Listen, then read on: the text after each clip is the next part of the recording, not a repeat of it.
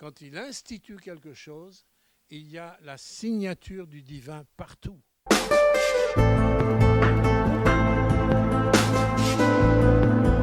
On va projeter un chant, un vieux chant. J'aimerais que vous puissiez vraiment écouter ou lire les paroles de ce chant. Vous savez, dans les vieux chants, il y avait non seulement des proclamations, mais des engagements et des remises en question. Et il y avait des proclamations de ce que nous croyons vraiment au niveau de la parole de Dieu.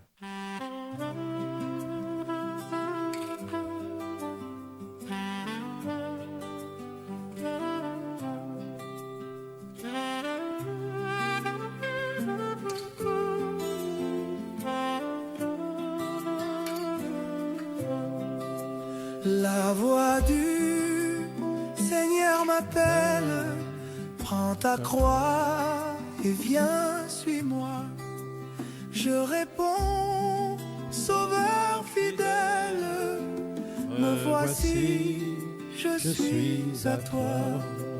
Jusqu'au bout, je veux te suivre, dans les bons, les mauvais jours. À toi mourir et vivre, à toi Jésus pour toujours. Mais le chemin du calvaire est étroit et périlleux. C'est un chemin solitaire, difficile et ténébreux. Jusqu'au bout, je veux te suivre dans les bons, les mauvais jours.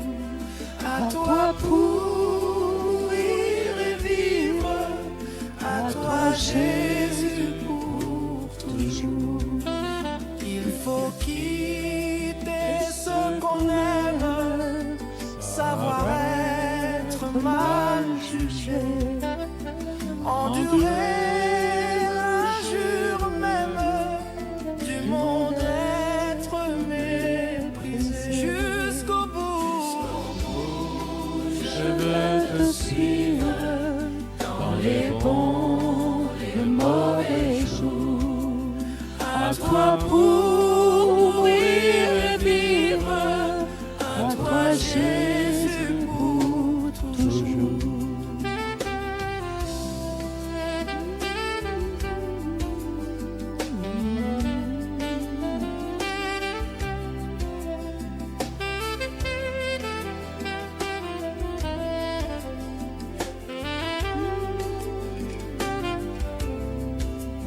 Oui, perdre Sa propre vie, consentir à n'être rien, n'avoir qu'une seule envie, aimer Jésus, le seul bien. Jusqu'au bout, je veux te suivre, les bons, les mauvais jours.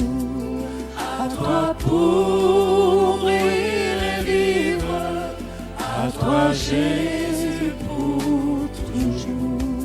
Jésus donne grâce et gloire pour le suivre à chaque pas. Avec lui, joie et victoire, paix et bonheur ici-bas. Jusqu'au bout, je veux te suivre dans les bons, les mauvais jours. À toi pour mourir et vivre, à toi Jésus pour toujours. Vous voyez, ce que nous venons de chanter, c'est l'évangile qui n'est plus accepté aujourd'hui. Regardez tout ce qui se dit parfois dans Internet ou autre, au niveau des messages, au niveau des mentalités, au niveau des églises. Cet évangile-là, on ne le veut plus. Et pourtant, c'est l'évangile. Et vous savez, personne n'aura des comptes à rendre au monde. Et pourtant, beaucoup de chrétiens suivent l'état d'esprit du monde. Par contre, on aura un jour des comptes à rendre à celui qui nous a apporté la bonne nouvelle, l'Évangile. C'est à lui qu'on aura des comptes à rendre. Et vous savez que Dieu nous dit que le jugement commence par son peuple. Le jugement commence par l'Église. Et il est important de bien comprendre et de bien réaliser que parfois, il y a beaucoup de chrétiens qui vivent dans des illusions totales. Et c'est pour ça que même Jésus, le sachant, il dit que certains vont pleurer amèrement. Il y aura des pleurs et des grincements de dents. Vous avez la parabole des vierges sages et les vierges folles, qui toutes deux sont des chrétiens qui attendent le Maître et qui ont une connaissance des choses du Saint-Esprit. Elles ont toutes de l'huile au départ. Elles ont une certaine connaissance de la venue de Jésus. Mais il y a des folles et il y a des sages. Et on sait que vous connaissez l'histoire, vous avez ça dans Matthieu 5. Mais c'est pas mon message, mais ça introduit mon message. Mais il est important de comprendre que quand les folles vont être obligées de chercher de l'huile et qu'elles reviennent, la porte est fermée. C'est pas moi qui le dis. La porte, elle est fermée. Et il y en a d'autres aussi, le Seigneur leur diront, mais je ne vous connais pas. Et pourtant, certains diront, mais on a même chassé les démons en ton nom. On a même guéri des malades en ton nom. Mais ce ne sont pas tous ceux qui disent Seigneur, Seigneur, qui connaissent le Seigneur. Il est plus qu'urgent aujourd'hui de se poser la question, dire, mais comment je connais Jésus? Est-ce que j'ai un Jésus selon mon image? Est-ce que j'ai un Jésus, je me suis fabriqué un Jésus selon mes attentes, selon mes aspirations, selon mes envies, selon mes goûts, selon ma culture? Mais quel Jésus j'aime vraiment? Quel est le Jésus qui est dans mon cœur, véritablement? Et vous savez, on va rendre des comptes qu'à un seul et unique Jésus, pas le Jésus qu'on s'est imaginé, mais le Jésus qui est réel. Celui qui va venir dans la gloire. Et il nous a donné des promesses qui venaient nous rechercher. Mais on sait qu'il y a une partie de l'Église sera prise, mais une autre sera laissée. Essayez d'imaginer que le Seigneur nous reprenne là tout de suite.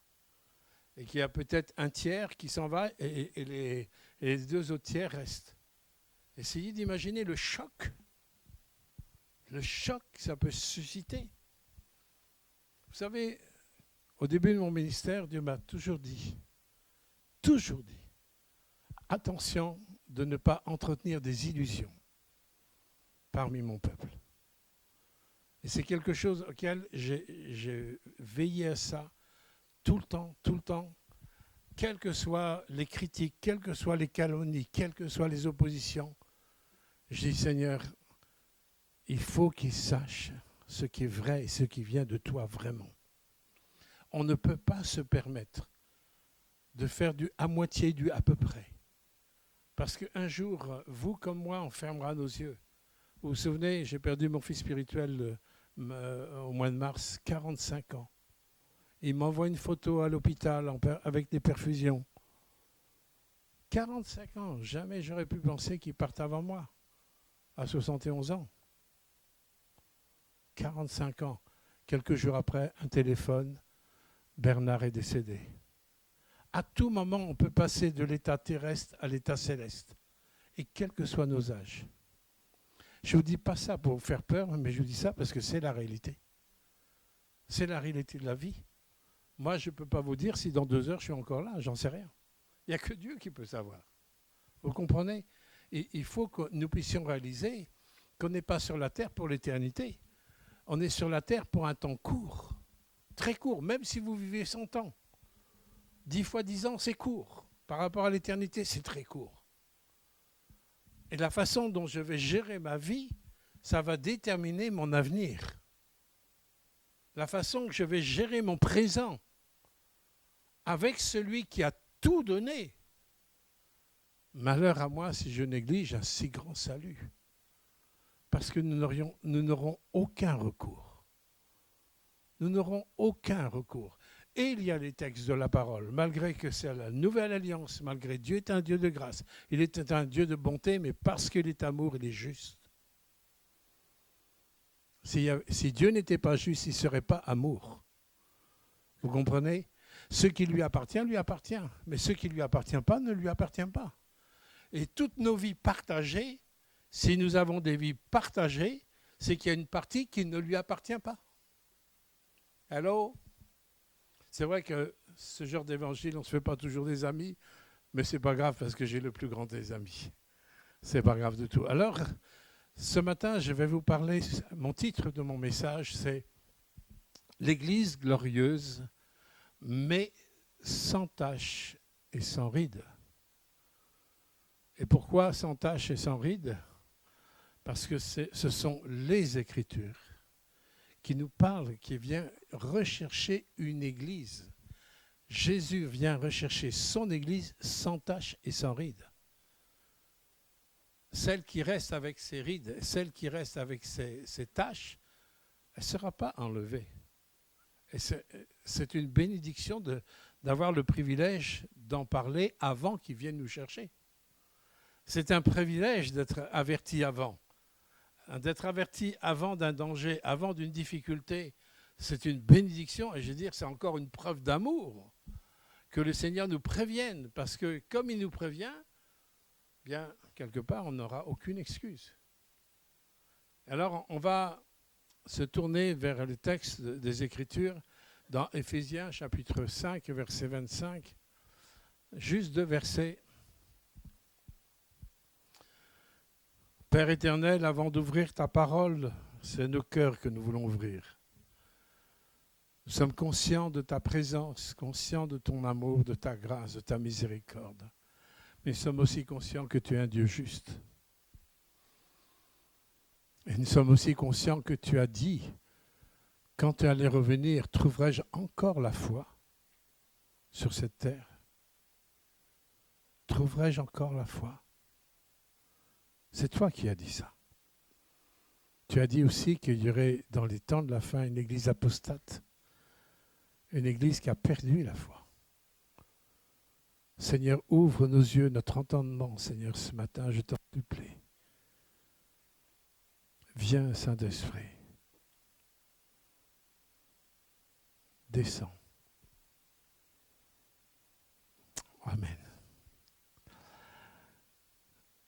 Éphésiens chapitre 5, verset 25. Marie, que chacun aime sa femme comme Christ a aimé l'Église. Alors voyons comment Jésus a aimé l'Église. Il s'est livré lui-même pour elle afin de la sanctifier. Sanctifier, c'est mettre à part. On est mis à part. Et on ne fait plus partie de ce monde. On n'est plus sous l'influence du monde. On est à part. De la mettre à part en la purifiant, en la lavant par l'eau de la parole, pour faire paraître devant lui cette Église glorieuse, sans tache, ni ride, ni rien de semblable, virgule, mais sainte et irréprochable. Ça, c'est des textes où? Parce que vous savez tous, vous comme moi comme vous, il y a plein de choses qu'on peut nous reprocher. Écoutez vos maris et vos femmes, vous verrez que vos femmes vont vous reprocher certaines choses, ou vos maris vont vous reprocher autre chose. Ou alors vos enfants vont vous reprocher... Qui est-ce qui est irréprochable? Personne. Il y a plein de reproches qu'on peut nous faire. Vous comprenez? Parce que nous sommes de la terre. Par contre, nous savons que le juste, il vit par le moyen de sa foi. Et comme je vous ai dit que s'il y a la loi du péché en nous qu'on retrouve dans Romains chapitre 7, où on ne fait pas le bien qu'on veut et on fait le mal qu'on ne veut pas, il y a aussi cette loi de Christ qui est supérieure à la loi du péché, qui nous permet de dominer le péché et dominer tout ce qu'on peut nous reprocher. Et le challenge, c'est que quelle est la place de la loi de Christ dans ma vie? À quelle loi je suis soumis dans ma vie? Est-ce que je suis soumis à la loi du péché et je me laisse aller à la loi du péché en faisant ce que je veux, ce que je pense, en faisant selon mes émotions et parfois en étant ignoré des Écritures? Dieu n'a-t-il pas dit dans le prophète Osée que son peuple, son propre peuple, pas le monde, il parle de son peuple, il meurt faute de connaissance? Et l'Église manquerait de connaissances alors que Dieu a donné des ministères pour amener les chrétiens dans l'œuvre du ministère. Vous avez ça dans Éphésiens chapitre 4, verset 11. Dieu a tout donné pour que justement ce dont on peut nous reprocher soit dominé par ce que lui a triomphé dans notre propre vie. Et là, il y a un challenge. Il y a vraiment un challenge où nous savons que, en fonction de à quoi je me soumets et qui je sers, ça va déterminer mon futur. Si tu sers ta chair t'emmènera dans les choses de la chair. Si tu sers la loi de Christ, elle t'emmènera là où Christ viendra chercher ses enfants. Et on peut comprendre que la Bible nous dit, à ce moment-là, c'est là qu'il y aura des pleurs, des grincements de dents. Parce que de multiples personnes auront entendu ça dans les églises, dans les messages, dans les prédications et tout ça, ou lu dans la Bible. On aura tout entendu. Mais quand on sera confronté à la vérité, il n'y aura pas de recours. Il n'y aura pas de recours. C'est pour ça qu'il est important que dès maintenant, surtout que Dieu nous parle, non seulement ici, mais ailleurs, il y a les voix prophétiques qui sont données, où le maître approche. Le Seigneur approche, il revient chercher ses enfants. Même, il y a certains rabbins qui n'osent pas le dire, mais le disent quand même, pas forcément en public, mais avec d'autres. Est-ce que le Messie que nous attendons, nous, où on sait qu'il est à la porte, serait-ce le même que ce Jésus que les chrétiens attendent? Même certains rabbins sont dans cette même attente que la nôtre. Et certains commencent à faire des réflexions, dire, est-ce que ce serait le même? Est-ce que Yeshua Mashiach serait vraiment notre Messie? Et il y a cette même attente. Vous voyez, il y a cette même attente au niveau de l'Église et au niveau aussi du peuple d'Israël, dans ces moments difficiles.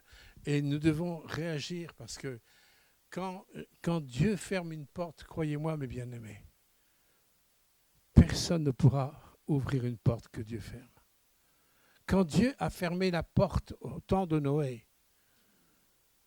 il a pendant plus de 100 ans, 120 ans je crois, il a construit une arche. Pendant 120 ans, sa génération avait l'opportunité de se remettre en question. Pendant 120 ans, il était prédicateur de la justice. Il a gagné combien de personnes? Juste sa famille, 8 personnes, lui et 7 personnes. Mais toute une génération a disparu. Pourtant prévenu. Non seulement prévenu avec des mots, mais prévenu avec un fou qui était en train de construire une arche en plein désert. C'est notre foi qui nous fait vivre. C'est la foi de Noé qui l'a fait vivre. C'est sa foi démontrée par des actes qui l'a fait vivre. Et c'est notre foi démontrée qui nous fera vivre. C'est une foi démontrée avec une démonstration claire et nette de ce que Dieu nous a dit et qu'on le voit s'accomplir dans notre vie. Jean chapitre 13, verset 17. Quand Jésus dit, mais vous êtes heureux si vous savez ces choses. On peut savoir des choses sur Dieu. On peut savoir des tas de doctrines théologiques. Mais il dit, pourvu que vous les appliquiez, pourvu que vous appliquiez ce que vous connaissez, pourvu que ce que je reçois soit libéré de ma vie. Et c'est là le processus de la vie. C'est un processus de vie. On reçoit de la semence et on produit ensuite la vie. Comment nous naissons ? Nous naissons par une semence qui est arrivée dans notre moment. Et cette semence, elle s'est développée, elle a été redonnée. Et vous êtes venu à la vie. Et ça, c'est une image de tout ce qui se passe dans le monde invisible. Je reçois la semence, je reçois la parole, je reçois le Maître comme mon Seigneur et Sauveur, hein, et je veux qu'il soit mon Seigneur. Si Christ n'est pas ton Seigneur, tu risques d'avoir des problèmes, nous risquons d'avoir des problèmes. Il est important que je puisse vraiment réfléchir à comment Dieu pense et qu'est-ce qu'il me transmet. Je vais vous lire une information, on pourrait dire, de France Info, qui se trouve dans 2 Timothée 3, 1, 5. On pourrait dire information de France Info. Les informations d'actualité présente. Sauf que c'est l'Épître de Timothée, chapitre 2 Timothée 3, 1, 5. Sache que dans les derniers jours, il y aura des temps difficiles. Alors c'est vrai qu'aujourd'hui, on est dans des temps faciles, hein? Non? On est dans des temps très faciles. Non, il y aura des temps difficiles. Écoutez bien, l'actualité dite, prophétisée il y a 2000 ans, mais projetez ça aujourd'hui. Les hommes seront égoïstes. Il n'y a pas d'homme égoïste ici, hein? Il n'y a personne égoïste. Hein? Ils seront amis de l'argent, fanfarons, hautains, blasphémateurs, rebelles à leurs parents, ingrats, irreligieux, insensibles, déloyaux, calomniateurs, intempérants, cruels, ennemis des gens de bien, traites, emportés, enflés d'orgueil, aimant le plaisir plus que Dieu. Aujourd'hui, on est dans une culture où le plaisir est aimé plus que Dieu. On continue. Ayant l'apparence de la piété, l'apparence de la piété, mais reniant ce qui en fait la force. Et Dieu dit là, éloigne-toi de ces gens-là. Les gens sont libres, ils peuvent faire ce qu'ils veulent, avec les conséquences qui vont suivre. Et les gens ont le droit de choisir de passer l'éternité sans Dieu. C'est leur choix. Et ils sont libres, ils sont absolument libres de passer l'éternité sans Dieu. Et on n'est pas là à les forcer. Ils veulent. Mais par contre, au niveau de l'Église, là, il faut que nous puissions nous arrêter. Parce que quand on est dans l'Église, on n'est pas dans un club. Et quand on est dans l'Église, on entre dans la notion d'une alliance. Et dans une alliance, il y a un engagement de fidélité. Il y a un engagement de droiture. Il y a un engagement où je donne tout à l'autre. Dans une alliance, il y a un fondement. Dans une alliance, il y a une racine. Et quand je rentre dans l'Église, je ne suis pas dans un club. Je rentre dans une mentalité d'alliance. Et je veux faire alliance avec celui qui m'a tout donné. Je vais faire alliance à celui qui n'a pas regardé à ce que je sois un peu plus amélioré pour pouvoir me manifester son amour. Il est venu dans nos vies alors que nous étions même ses ennemis. Il est venu dans notre vie alors que nous étions indifférents même à son amour. On n'avait rien à faire. Et Dieu, moi, il est venu dans ma vie alors que j'étais un anti-Dieu. Dieu n'a pas attendu que nous soyons bien pour venir à nous et nous manifester son amour. Et c'est pour ça qu'il mérite que nous puissions avoir un arrêt sur image et qu'on réfléchisse de quelle manière je suis engagé avec Dieu. Est-ce que je viens à un culte comme on vient à la messe? On vient accomplir notre devoir dominical? On est bien ensemble, on se bénit, etc. Et une fois qu'on est sorti, on continue à penser, à vivre selon nos impressions, selon notre mentalité, selon nos émotions ou selon des émotions cassées par la vie. Est-ce qu'on continue comme ça? Ou est-ce que Christ est le centre de ma vie? Comment se fait-il qu'on peut en arriver comme ça? Qu'on peut en arriver là, dans les temps de la fin? Matthieu 24, 12. C'est parce que l'iniquité se sera accrue. L'amour du plus grand nombre se refroidira.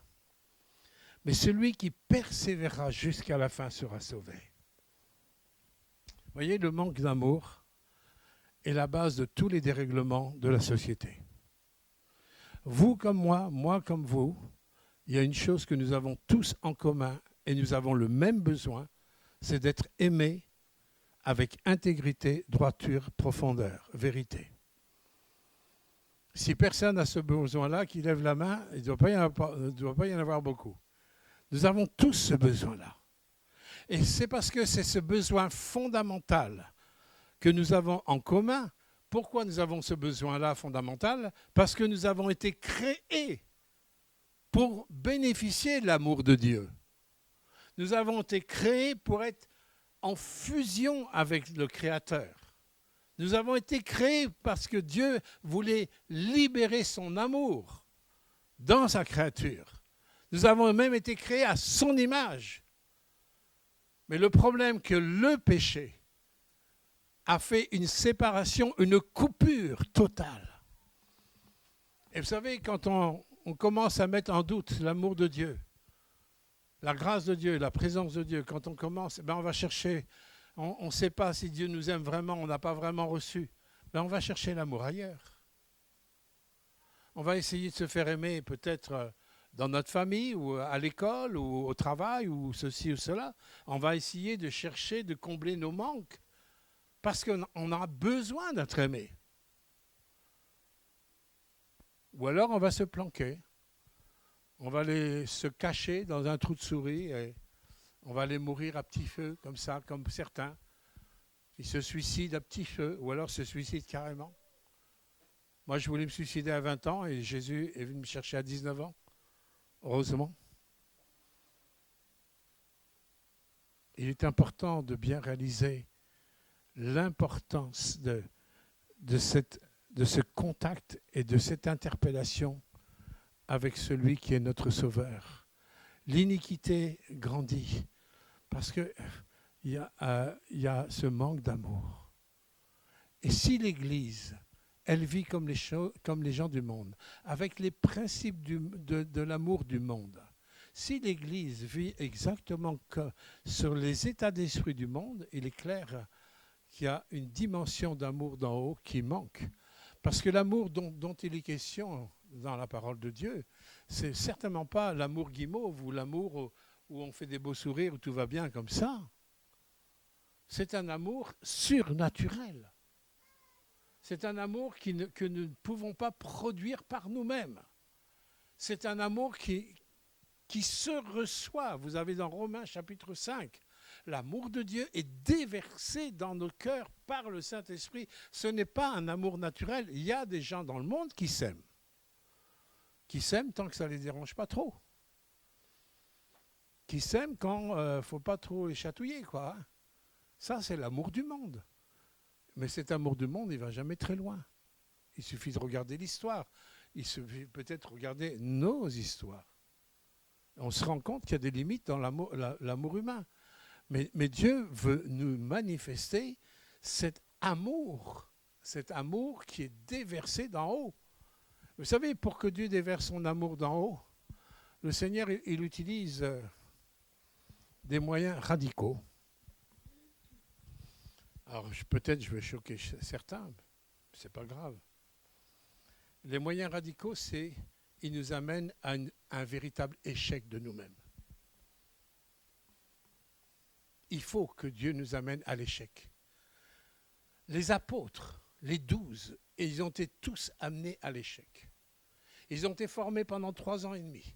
Ils ont eu le plus grand maître. Ils ont vu des miracles, ils ont vu des prodiges, ils ont vu même Pierre marcher sur les eaux. Enfin, ils ont vu des tas de miracles.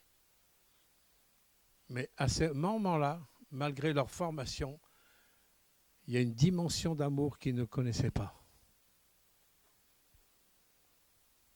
Et il fallait absolument que cet amour d'en haut puisse être déversé dans le cœur, puisqu'ils étaient appelés pour annoncer le message de la croix.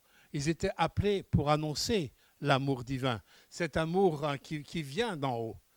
Mais pour pouvoir comprendre, saisir, capter cet amour qui vient d'en haut, il fallait bien que la force de l'homme soit mise à plat.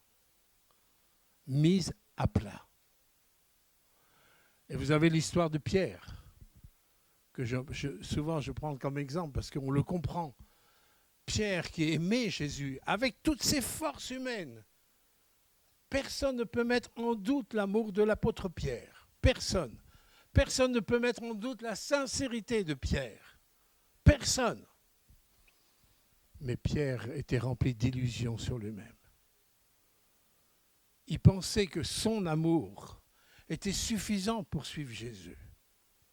Il pensait que son amour, avec sa force, c'était tout suffisant.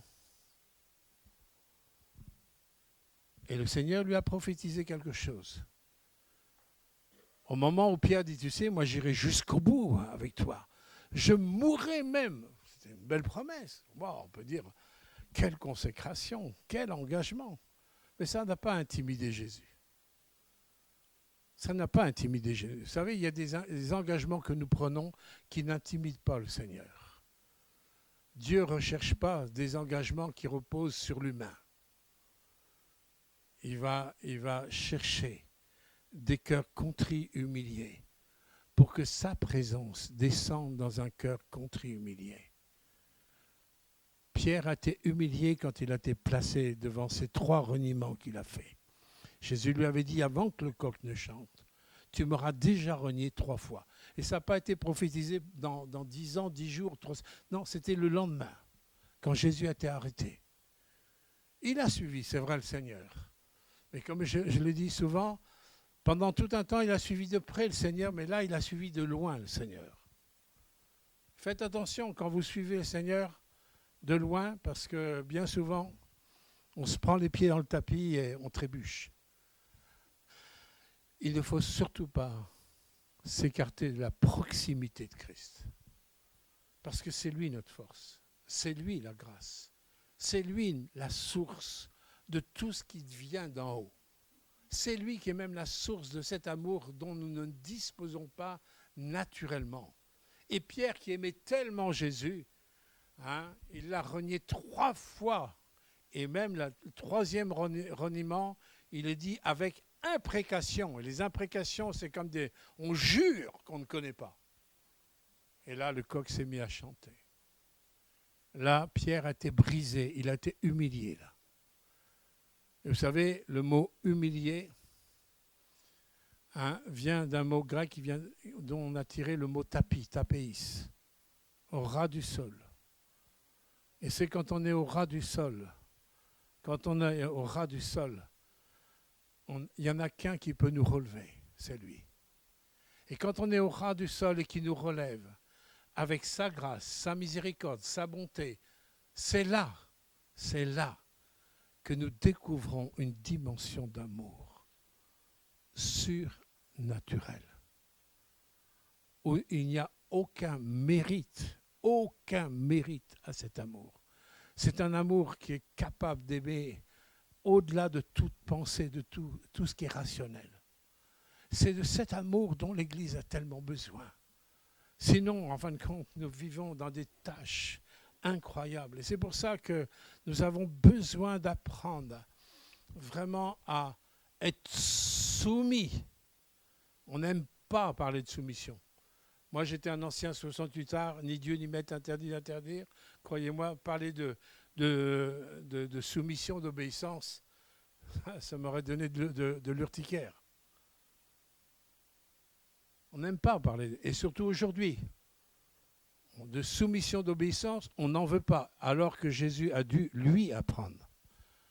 Non seulement il s'est soumis à son Père, mais la Bible nous dit dans Philippiens chapitre 2, qui s'est humilié lui-même, il s'est dépouillé complètement pour venir jusqu'à nous en simple homme.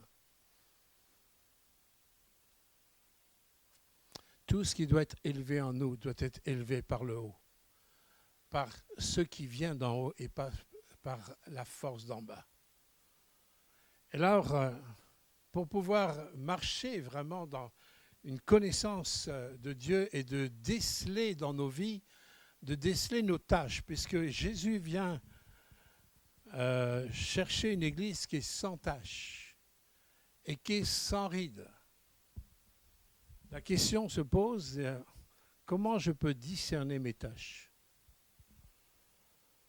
Des fois, on pense que les tâches sont à certains endroits alors qu'elles sont à d'autres endroits. Comment puis-je discerner mes tâches? Comment puis-je discerner mes rides? On va lire dans Romains chapitre 13. Dieu nous donne tous les moyens pour que nous puissions vraiment accéder à ça. Romains chapitre 13, verset 1, que toute personne, écoutez bien, soit soumise aux autorités supérieures. Car il n'y a point d'autorité qui ne vienne de Dieu. Il n'y a point d'autorité qui ne vienne de Dieu. Et les autorités qui existent ont été instituées par Dieu. Les autorités qui existent ont été instituées par Dieu. C'est pourquoi celui qui s'oppose à l'autorité, écoutez bien, c'est pourquoi celui qui s'oppose à l'autorité résiste à l'ordre que Dieu a établi, et ceux qui résistent attireront une condamnation sur eux-mêmes. Waouh! Je vous lis ça, c'est dans le Nouveau Testament, hein? Ce n'est pas dans l'Ancienne Alliance. Ce texte-là, c'est la Nouvelle Alliance sur le temps de la grâce. Mais parce que nous sommes dans la grâce, Dieu, il nous fait voir les dangers qui nous guettent, c'est quand on n'est pas soumis à des choses que lui a instituées. Le principe même de l'autorité vient absolument de Dieu. Et là où nous, vous et moi, enfin moi j'avais un gros problème avec ça. C'est avec la notion de l'autorité, parce que nous confondons les abus d'autorité avec la vraie autorité. Et quand nous parlons d'autorité, on pense tout de suite aux abus d'autorité. Alors évidemment, comme on pense aux abus d'autorité, on fait une croix sur l'autorité et on fait que ce qu'on veut. Alors là, croyez-moi, on est mal parti là. On est très mal parti. Parce que justement, la marche avec Dieu, c'est qu'on ne fait plus ce qu'on veut, mais on veut faire ce qu'il veut. Donc, il va bien falloir que j'apprenne à vivre dans les principes même d'autorité. Dieu a institué l'autorité mariale dans le couple. Il a institué l'autorité dans la société, l'autorité sociale. L'autorité que nous trouvons avec les professeurs, avec toute la magistrature que Dieu a mis en place pour aussi nous garder, nous protéger. Dieu a mis l'autorité dans le domaine ecclésial. Il y a des autorités au niveau de la famille, au niveau de la société, etc.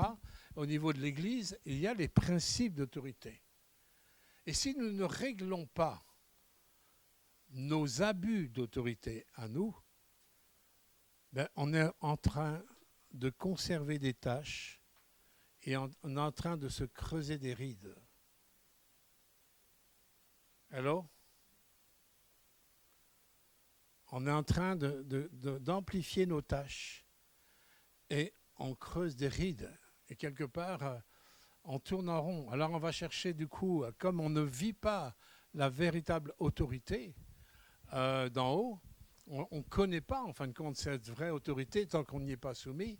Parce que la vraie autorité, elle se manifeste avec la notion de protection, de sécurité, de pédagogie, de conduite, etc., de fidélité, de persévérance. Cette autorité va nous entourer pour nous conduire dans ce que Dieu veut. Et en fin de compte, une autorité qui n'est pas, où il n'y a aucun abus d'autorité, l'autorité qui vient de Dieu, il est clair que je vais connaître de plus en plus la nature même de Dieu dans ce que Dieu, lui, a institué. Quand il institue quelque chose, il y a la signature du divin partout, toujours. Alors, cette notion d'autorité, forcément, nous parle de notion de soumission. Et vous savez, il y en a beaucoup qui sont engagés des fois dans des combats spirituels, dans des luttes, dans des proclamations, dans toutes sortes de choses, même contre le diable, contre le démon, ou même des fois contre le péché. Et pourtant, ils n'ont pas plus de victoire que ça. Et pourtant, ils tournent en rond. Et pourtant, ils ne connaissent pas plus le Seigneur que ça. Pourquoi ? Parce qu'il y a un verset dans la Bible qui est occulté, qui est caché, et pourtant qui est flagrant, qui est au milieu des Écritures, dans Jacques chapitre 4, verset 7, je crois que c'est verset 7, où il dit, justement, pour lutter contre le diable, contre le péché, soumettez-vous à Dieu. Première chose, avant de lutter contre le péché, contre le diable, la première chose que Dieu demande, la première chose, soumettez-vous à Dieu. Et quand je suis soumis à Dieu, j'ai toute la force et l'énergie suffisante pour pouvoir résister. Vous avez ça dans l'Épître de Jacques, chapitre 4, verset 7. Soumettez-vous à Dieu, résistez au diable et il fuira loin de vous. Comment Jésus a triomphé ? Il s'est dépouillé complètement de sa nature divine, il est venu comme un simple homme. Il a simplement marché chaque jour dans une totale victoire où il n'a pas péché jusqu'à la croix. Même quand il devait faire ce choix d'aller jusqu'à la croix, on voit le combat qu'il a eu à Gethsémanée. La force de Christ a été dans la soumission à son Père. La force de Christ n'a pas été dans des proclamations, n'a pas été dans la force des décibels. On pense que dans les décibels, il y a la puissance. Les décibels sans soumission, il n'y a aucune puissance. La force, elle se trouve dans la soumission à celui qui a toute autorité. Ça, c'est le challenge. C'est votre challenge, c'est mon challenge, c'est notre challenge à chacun d'entre nous. À quel niveau je suis vraiment soumis ? Parce que c'est ma soumission véritablement à Dieu qui va déterminer et me faire voir où sont mes tâches, où sont mes insoumissions, où sont mes illusions. Moi, je suis malheureux. Avec 52 ans de marche avec Dieu, je pourrais vous témoigner de personnes qui ont vécu toute leur vie dans des illusions jusqu'à leur mort. Et là, j'ai une rage contre les ténèbres et contre aussi l'endurcissement et la rébellion du cœur humain. Il n'y a rien de plus grave que de vivre dans des illusions et au moment où nous allons être confrontés avec Christ, j'entends peut-être, mais je ne te connais pas, je ne t'ai jamais connu, ou la porte est fermée. Les enjeux sont importants, mes bien-aimés. Les enjeux sont importants. Et ce que je vous prêche à vous, je me le prêche à moi. Ce que je vous dis à vous, je me le prêche, c'est aussi pour moi. Où j'en suis dans ma soumission à Dieu. Est-ce que je suis Jésus-Christ, celui qui est une brebis du Seigneur? Tu veux savoir si tu es vraiment une brebis ou si tu es un bouc? Parce qu'il y aura des boucs et des brebis. Les brebis sont caractérisées dans le sens qu'elles entendent la voix du maître. Et elles obéissent et elles suivent. Ça, c'est une brebis. Si on entend la voix du maître, si l'écho de la voix du maître, elle est entendue, elle est reçue, je suis repris dans ma conscience. Il y a des choses, je suis repris dans ma conscience. Il y a des choses que je ne peux plus penser. Il y a des choses que je ne peux plus dire, il y a des choses que je ne peux plus voir. Je suis repris dans ma conscience, sachant que la conscience est une piste d'atterrissage pour entendre la voix de Dieu. Et là, nous avons tous une conscience. Comment notre conscience, elle est étouffée ou pas étouffée? Il y a des gens qui peuvent traverser la vie comme ça, tranquille. Je me souviens d'une image qui avait été donnée dans un calendrier. Et la question était posée, que faut-il faire pour être perdu? La question c'était, que faut-il faire pour être perdu? Alors, il y avait une image qui était donnée dans les courants d'eau. Il y avait un jeune homme qui était dans une barque, dans un courant d'eau qui allait vers les rapides. Mais il était dans une barque en train de jouer de la guitare, complètement tranquille, cool, tout va bien. Sauf qu'il allait vers les rapides. Et la réponse, que faut-il faire pour être perdu? Fais rien. Tu n'as rien à faire pour être perdu. Continue comme ça. Tu n'as rien à faire et tu seras perdu. Tu verras qu'à un moment donné, il y aura des rapides. Ouais, et j'aime bien cette image-là parce qu'il y a tellement de personnes qui sont insouciantes.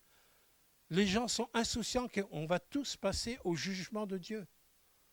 Le jugement de Dieu, il est pour toutes les nations. Dieu nous prévient, il nous a prévenus tout au long de la Bible. Et le jugement qu'il y a eu au temps de Noé est une préfiguration de ce qui va arriver. Et c'est Jésus qui le dit. Il en sera fait comme au temps de Noé. Les gens se mariaient leurs enfants, tout va bien. Ah, la vie cool, ouais, tout va bien. Mais quand la porte est fermée, elle est fermée. Mais bien aimé, l'Église glorieuse a la conscience de ça. L'Église glorieuse ne peut pas continuer à vivre avec simplement les pulsions sentimentales, émotionnelles.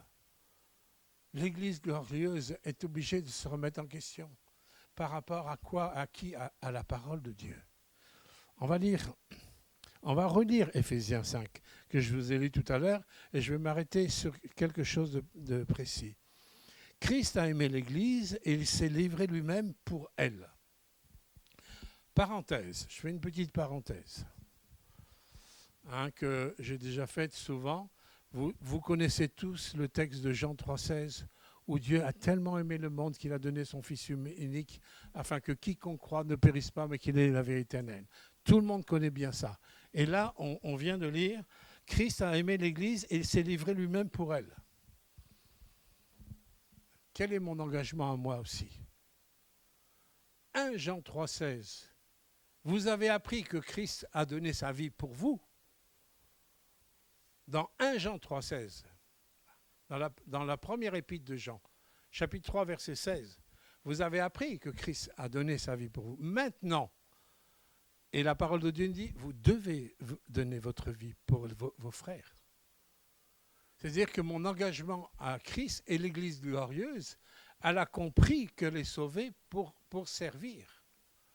La mentalité du serviteur est inclue dans ce que j'ai reçu de Christ quand je réalise que j'ai reçu celui qui s'est donné pour moi. Et parce qu'il s'est donné pour moi, maintenant, moi, je me donne aussi pour les autres. C'est une identification à toute son œuvre. Maintenant, vous devez. Et il y a ce parallèle de Jean 3,16, 1 Jean 3,16. C'est tout l'équilibre. Et on n'est pas chrétien pour recevoir des bénédictions, comme les chewing-gums, on met une pièce, on tire, on a un chewing-gum. Dieu n'est pas le fournisseur de nos besoins comme ça. Il est Dieu, il a un plan, il a une stratégie, il a une armée, il a une volonté, et il s'est constitué un corps qui rentre dans ce que lui, il a prévu. Et on n'essaye pas de faire rentrer Dieu dans ce que moi, j'ai prévu pour ma vie. L'Église glorieuse, elle est consciente de ça. L'Église glorieuse a la conscience de l'importance de la soumission à l'autorité. Elle a conscience qu'il faut absolument régler les abus d'autorité qui nous ont volés. C'est bien pour ça que le diable a mis des stratégies que dès notre enfance, parfois, on a vécu des abus d'autorité. On a subi des violences, des abus, des trahisons, tout ça, avec des images d'autorité. L'ennemi savait, en fin de compte. ce qu'il faisait, en détruisant l'image de l'autorité dès notre jeunesse parfois. Il savait. C'était son plan à lui pour essayer de contrecarrer le plan de Dieu. Mais nous sommes l'Église de Christ. Nous sommes l'appartenance de Christ, la propriété de Christ. Et nous ne pouvons plus faire n'importe quoi, dire n'importe quoi, gérer ma vie n'importe comment, et même avoir n'importe quelle sorte d'ambition, et essayer de faire rentrer Dieu dans mes ambitions à moi. C'est à moi d'entrer dans les ambitions de Dieu. C'est différent. Alors je continue le texte là. Donc le rapport entre Jésus qui s'est livré et moi qui dois aussi me livrer pour les autres. Il dit « afin de la sanctifier par la parole, après l'avoir purifiée par le baptême d'eau, afin de faire paraître devant lui l'Église glorieuse, sans tache, ni ride, ni rien de semblable. » Vous voyez, de la sanctifier par la parole. Les prêtres sacrificateurs dans l'Ancien Testament, quand ils exerçaient dans le tabernacle, il y avait l'autel des sacrifices où ils sacrifiaient les animaux.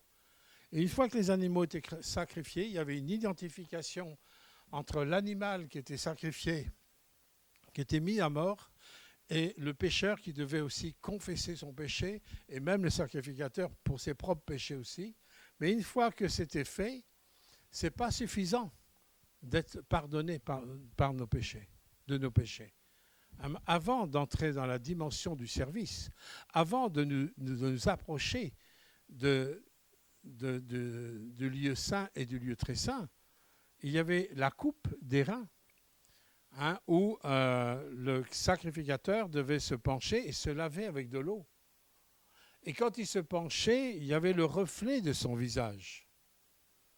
Et quand nous nous penchons au niveau de la Bible, et là nous pouvons vraiment affirmer que la Bible, elle n'est pas, même si Dieu a utilisé des hommes, mais ce n'est pas la mentalité des hommes qui a écrit la Bible. Pourquoi ? Parce que les hommes auraient caché tous les défauts du cœur de l'homme. Et Dieu a mis en évidence notre propre cœur. Quand nous planchons sur la parole, quand nous nous tournons vers la parole, elle est comme un miroir. Elle nous fait voir nos propres cœurs. Elle nous fait voir notre égoïsme. Elle nous fait voir nos impuretés. Elle nous fait voir nos mensonges. Elle nous fait voir les choses tordues. Et Dieu n'est pas là pour nous faire voir ça, pour nous faire du mal, mais simplement pour qu'on nettoie nos tâches. Pour nettoyer nos tâches, pour enlever nos rides. La parole, elle est absolument essentielle. Elle doit être centrale. Ce n'est pas normal qu'une église ne soit pas une église de la parole. Même si vous avez des difficultés à lire, vous pouvez commencer à avoir une régularité et de rechercher l'enseignement de la parole parce que c'est elle qui va vous purifier. Mais si vous ne vous purifiez pas par la parole, si vous n'avez pas d'enseignement de la parole, ben vous allez vivre selon votre entendement, vous allez vivre selon l'influence du monde. Et vous allez dire, mais moi je suis chrétien. Non, non. Tu viens dans une église, mais ce n'est pas parce que moi je rentre dans un garage que je ressors voiture. Hein. Quand je rentre dans un garage, je ressors moi-même. Je ne suis pas transformé par le lieu. Ce n'est pas parce que tu rentres dans une église que tu ressors chrétien. À un moment donné, il faut trancher. Et croyez-moi, nous sommes vraiment, je parle avec force, avec fermeté, et je vous dis ce que je vous dis à vous, je le dis aussi à moi. Parce que je sens que le temps est urgent, mes bien-aimés. Il y a une urgence, il y a des alertes, il y a les voix prophétiques de partout qui tirent les sonnettes d'alarme. Il est grand temps, le maître est de retour. Nous ne pouvons plus nous permettre d'attendre, surtout quand on sait, à l'image aussi de Bernard qui est parti en mars, même à 45 ans, on ne peut pas partir. Bernard, à 45 ans, il est parti comme ça. Il est grand temps. Il est grand temps. Je voudrais qu'on lise un autre passage. Et dans Philippiens, chapitre 2, où Dieu... Je n'ai plus beaucoup de temps, mais je vais quand même vous lire ce passage et on va terminer là. parce qu'il y a beaucoup de choses encore à développer, mais je pourrais faire un deuxième message. Mais je voudrais qu'on lise chapitre 2 de Philippiens, à partir du verset 12. Et l'apôtre Paul, qui a pourtant combattu, il a été dans le ministère, implanté des églises, il a été apôtre, tout ça, et même à la fin de sa vie, dit « Ce n'est pas que j'ai déjà remporté le prix ou que j'ai déjà atteint la perfection. » Mais écoutez ce qu'il dit, cet apôtre Paul qui a de la bouteille, qui a de l'expérience, qui a en plus l'onction de Dieu, qui a la puissance du Saint-Esprit, qui a été vraiment choisi par Dieu, etc. Écoutez ce qu'il dit. « Mais je cours pour tâcher de saisir ce prix, puisque moi aussi j'ai été saisi par Jésus-Christ. Frère, je ne pense pas l'avoir saisi, mais je fais une chose. » Écoutez ce que l'apôtre Paul dit. « Je fais une chose. » Et c'est cette chose que nous devons faire tous ensemble pour que nous puissions prendre en sérieux vraiment ce qui a été dit ce matin. Je fais une chose, oubliant ce qui est en arrière et me portant vers ce qui est en avant, je cours vers le but pour remporter le prix de la vocation céleste de Dieu en Jésus-Christ. C'est les paroles d'un homme d'expérience. C'est les paroles d'un homme béni. C'est les paroles d'un serviteur de Dieu qui a implanté l'évangile en Asie mineure, en Europe. C'est les paroles vraiment d'un homme béni. Il a conscience qu'il y a une course encore à mener. Bien sûr, ça ne remet pas en question notre salut, mais ça remet en question aussi comment on va régner avec Christ ou pas régner avec Christ, puisque le règne avec Christ est le but final de l'Église glorieuse. Je le répète plusieurs fois, que l'Église glorieuse elle sera assise sur le trône de Christ. Vous avez ça dans Apocalypse chapitre 3. Et l'Église glorieuse, c'est celle qui aura tout surmonté. Je ne peux rien surmonter si je ne regarde pas les choses derrière comme de la boue. Je dois regarder devant. Les choses sont nouvelles. Je ne peux pas marcher avec Christ en marchant avec l'esprit du monde. En marchant avec l'esprit du monde, en marchant comme le monde, je finirai comme le monde. Et ça, c'est juste. C'est juste. On ne pourra pas en vouloir à Dieu. On ne pourra pas dire, quand tout sera fermé, on ne pourra pas dire, mais c'est ta faute, tu n'es pas juste. Non. Il dira, mais je t'ai prévenu, mon enfant. Je t'avais averti. Vous vous souvenez de la petite bande dessinée, là, le film de votre vie, quand la personne elle passe en jugement et que l'ange lui dit viens, on va tout mettre à la lumière. Mais j'étais comme monsieur tout le monde. C'est pas grave, c'est enregistré. Tout est enregistré. Et il se rend compte que des fois, il est à l'église, le pasteur parle, il n'en a rien à faire. Et il dit, mais j'étais fou. Ben oui, on est fou quand on n'écoute pas. Parce que ce n'est pas les paroles du pasteur. Même si ça passe par le pasteur. Ce ne sont pas mes paroles. Ce n'est pas moi qui ai écrit la parole de Dieu. Mais il y a des avertissements qui nous sont donnés et que nous devons absolument prendre au sérieux dans ces temps, dans ces moments. Avant de terminer, on va rester quelques minutes dans le silence. Demandez au Seigneur et invitez le Saint-Esprit. Ce message n'est pas pour vous faire peur, mais est pour tirer les sonnettes d'alarme et de faire attention. Il y a une telle influence du monde, même au sein des églises, une telle influence. Et il y a des influences tellement subtiles que certains chrétiens ne voient même pas, et pourtant ils sont piégés.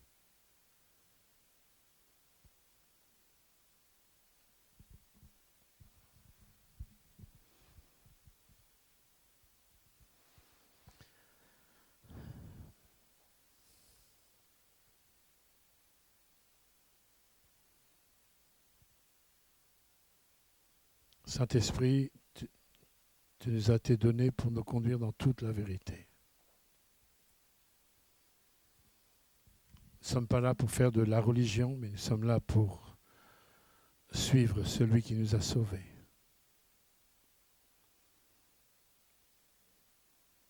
Et nous voulons avoir des cœurs qui s'humilient véritablement devant toi, pour tous les mélanges qu'il peut y avoir, pour toutes les tâches, pour toutes les rides, pour tout ce qui est en désaccord avec ta pensée, avec ton cœur, avec ta volonté. Nous voulons nous humilier, Père. Et nous voulons t'inviter. Nous t'invitons vraiment dans nos cœurs. Et Seigneur, amène-nous dans les zones sombres que peut-être nous ignorons. Mais amène-nous afin que tout vienne à la lumière. Et que ta grâce, ton sang, nous lave et nous purifie de tout péché. Nous voulons être prêts, Seigneur, pour ce grand jour qui est devant nous. Nous n'ignorons pas tes desseins, mais nous n'ignorons pas aussi les desseins de l'ennemi et de la chair. Viens, Saint-Esprit. Au nom de Jésus, Amen.